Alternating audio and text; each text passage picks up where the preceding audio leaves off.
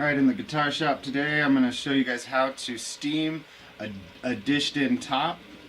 And a lot of times what happens is there'll be a rise here, and that rise from the tension, maybe the wood had a lack of humidity and so it started to change, it'll dip down and you'll have a rise up here. There's no rise up here, you can tell it's pretty flat. This is just a cheap guitar, and the dip is in here, and you can feel inside the guitar what has occurred for that dip to happen, because right along here there's a cross brace. Now that cross brace is a straight piece of wood, so in order for this to dip, that cross brace will come detached, and it's attached on this side but it's detached from this side. I can reach it, I can feel it plain as day. It's separated by at least a ½ inch to allow for this dip.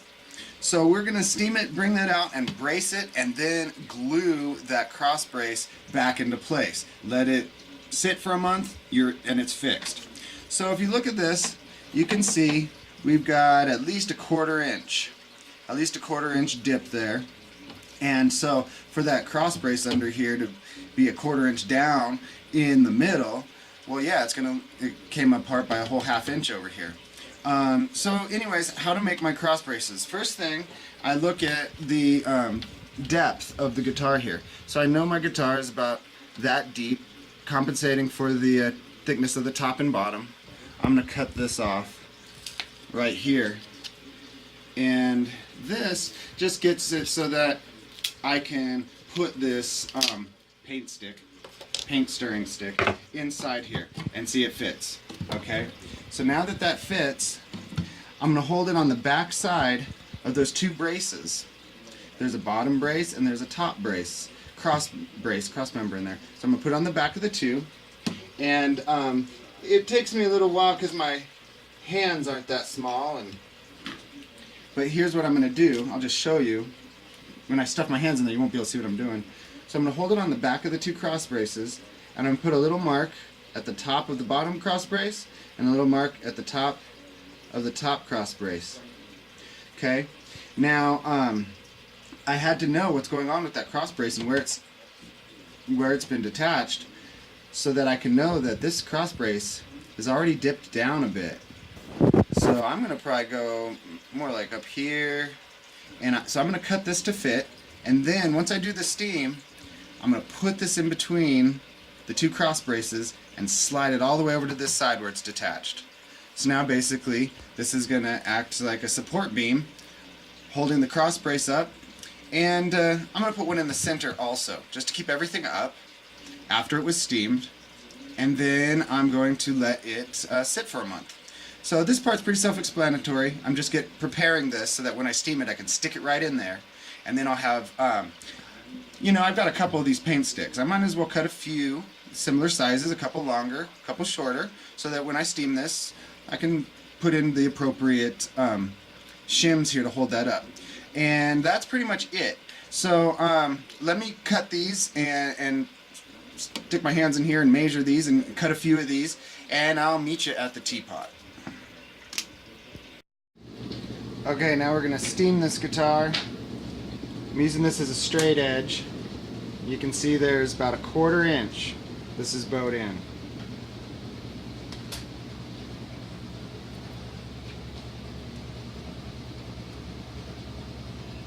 Get the steam to go in the sound hole. And then I'm feeling the edges of the guitar. The inside needs to fill up with steam until you feel the wood heat up. And I can feel the seam, and when that heats up, that's enough. As soon as you start thinking, this is pretty warm, I wonder what these glues are made of and if seam is going to come undone, then you should probably stop. You're probably about there. So I'm going to call that good, because this is a really cheap guitar.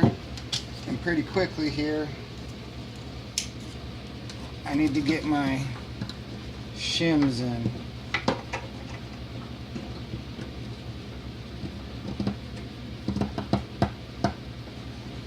can see it coming up just from that.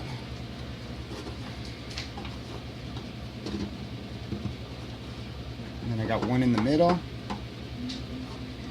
That first one lifted up the cross brace and then lifted the top a bit, so I know that's good. I got a little bit of a bow dip down here, so I'm going to try and take that out as well.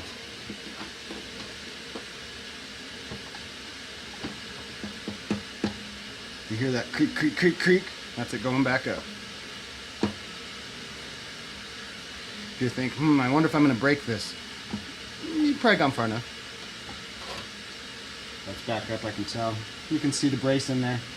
I could go a little bit straighter and it can go a little higher. So I'm going to take my straight edge and look. This rock's on the fret just a little. I get a little fret rock. We're only about 1 millimeter away now, so I'm going to straighten that. A couple more creaks out of it.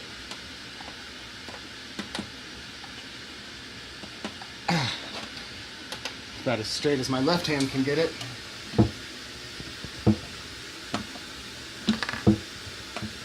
Okay. It came up a little bit. I might have to put in a second one to get that up. Alrighty.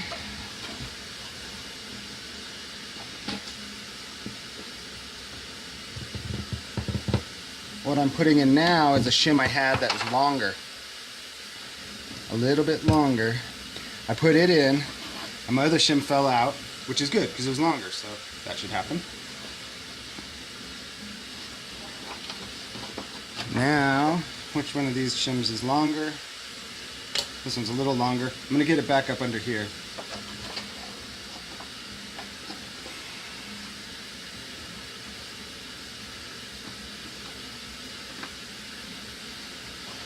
Alright, now take our straight edge and check. Perfectly flat. Look at that. Perfectly flat. No rocking. So, and on here, we still have about 1 millimeter that this could come up. I think I'm going to steam it just a little more, get this to go straight, call it good. So there you go. You don't really need to see that, so that pretty much covers how to steam that warp out of your guitar. And the last thing I'm going to do, where this cross brace is now touching the top, I'm going to glue it all in. Just rub my finger on the seam. And this top is supposed to resonate. So you might want to take your shims out after a few weeks. And the thing is though, if it's not that expensive of a guitar, it's probably not resonating that much anyways. So I'll probably leave that one shim over here where it broke. I'll probably leave that in there. But there you go. That's how you do it. It's easy.